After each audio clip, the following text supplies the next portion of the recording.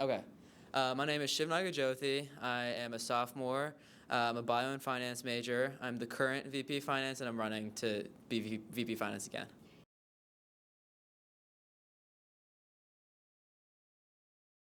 So far, I think I've done pretty well. It was pretty difficult to come in the middle of the year and kind of take over because VP Finance is a lot of work. You talk with all the clubs, a lot of funding, a lot of allocations, and you've also got to be in charge of 4 treasurers. And so the beginning, it was a big learning curve for me because the jump from treasurer to VP Finance is a pretty big jump. And so I was kind of getting my legs under me in the beginning of the semester, but I think I've done pretty well so far.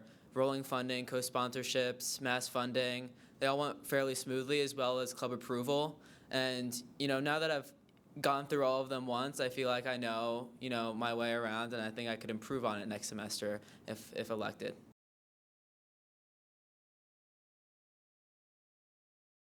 Yeah, so I think right now our biggest issue is mass funding and the budget cuts that have come about recently. I know a lot of clubs. We say that the maximum that you can get for mass funding is $4,000, and last semester there was a 40% cut. This semester is a 45% cut.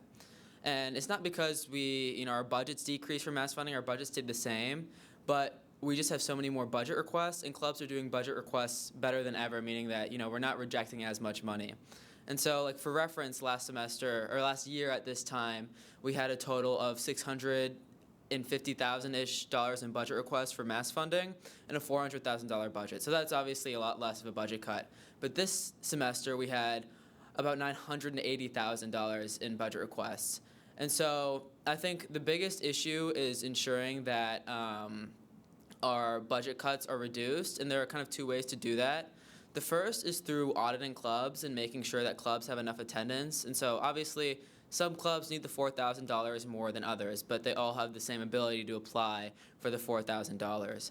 And so auditing clubs and making sure that they have the right number of people and that they are using their money to the fullest capability is definitely the one very big strength that the finance committee has, especially because we've implemented that system over the past semester. We've audited 3 clubs in coordination with J-Board. And then the second thing, kind of my goal for next semester, is to attempt to get USG a little bit more money. Obviously, we get a percentage of the SANF fund, and so kind of advocating for USG and SPR and getting kind of a higher percentage of that SANF fund could be beneficial to make sure that USG organizations have enough money to continue to run smoothly.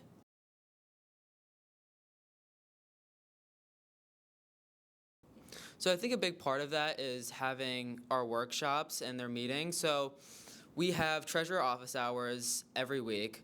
And so that's myself and one of the 4 treasurers, and we talk to organizations about how to submit budget requests, stuff like that. We also have workshops. So far we've held 2 workshops.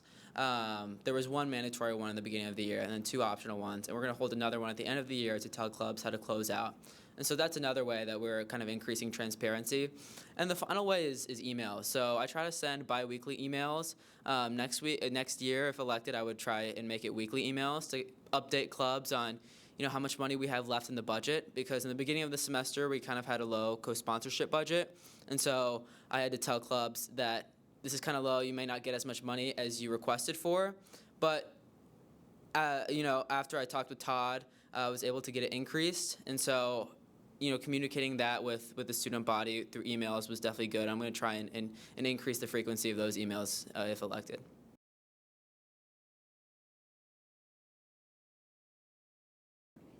Yeah, so I mentioned the auditing that we implemented this semester. So this semester we did 3 clubs. It was kind of like a pilot semester of sorts after we made the bylaw change in the beginning of the semester. Next semester, I want to work with the CJO to get this increased to about 10 to 12 clubs. It was fairly easy. And I also want to implement a form of financial auditing. So the auditing that we're doing now with the CJO and Judicial Board is more of attendance auditing, making sure that clubs have enough meetings. They're supposed to have 2 meetings a semester and 15 members. And so next semester, maybe a form of financial auditing to see where the money goes, where their capital purchases are held, could help to ensure that these active organizations that need frankly, more than $4,000 a semester to run are able to get that money and run smoothly.